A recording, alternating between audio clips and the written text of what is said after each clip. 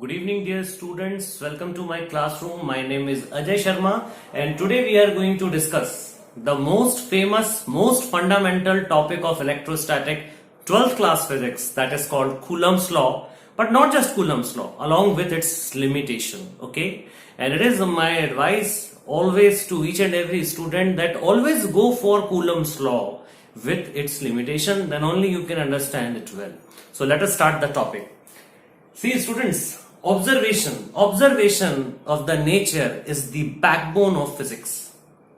And so far as your observations are concerned, when a charged comb or a plastic rod is placed near the tiny bits of paper, we find that they attract. Similarly, when you move to a birthday party of your friend, then after rubbing a balloon with your dry hair, the balloon gets stuck to the wall. So what is the basic behind all these observations? What is the logic behind all these observations? Do you feel that these observations are mechanical in nature? Or these observations are optical in nature? Or these observations are electrical in nature? Definitely these observations are electrical in nature. And in your lower classes, maybe you have heard about something like like charges, they repel each other, and unlike charges, they attract each other. So Coulomb's law gives all of us a facility to find out the force of attraction or repulsion between these charges in Newton.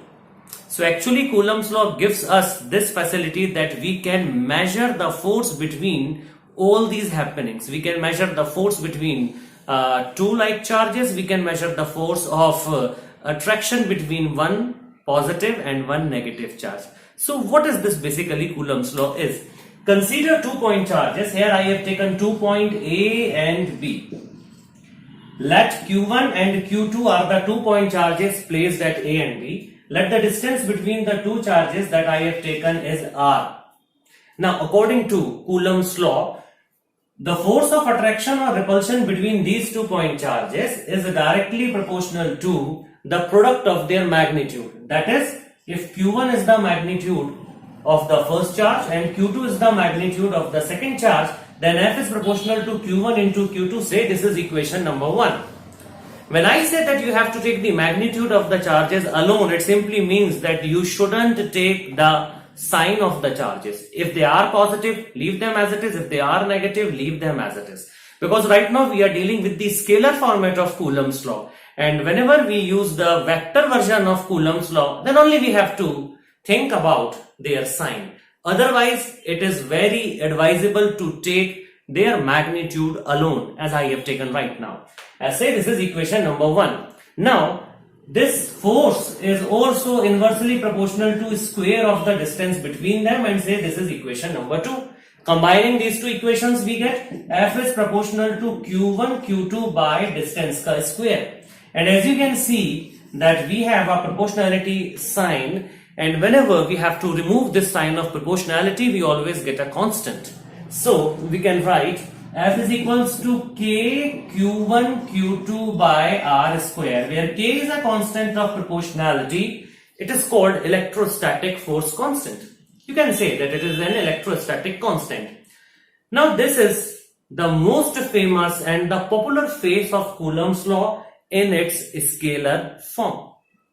Now, what about the limitations of Coulomb's law? So far as the limitations are concerned, the first and the very important limitation of Coulomb's law is that Coulomb's law depends on the presence of medium between the two charges Q1 and Q2. This is the first point we should discuss. The force of electrostatic attraction or electrostatic repulsion has to do with the nature of the medium between the two charges. That means if the medium between the two charges is water, the force will be different. If it is metal, the force will be different, and if it is air or vacuum, the force will entirely different. So the first point is, the first limitation is, you can say that the force of attraction or repulsion depends on medium. This is dependency on medium between the 2-point charges. Now the second point of limitation is that is the very, very important point. The Coulomb's law the Coulomb's law is applicable only in the case of point charges. This is very important point. Point charges means here I have taken Q1 and Q2 are the 2 point charges. Two charges, or I should say two charged objects are said to be point charge when the separation between the two objects are so large that their own dimensions becomes negligible with respect to the separation between them.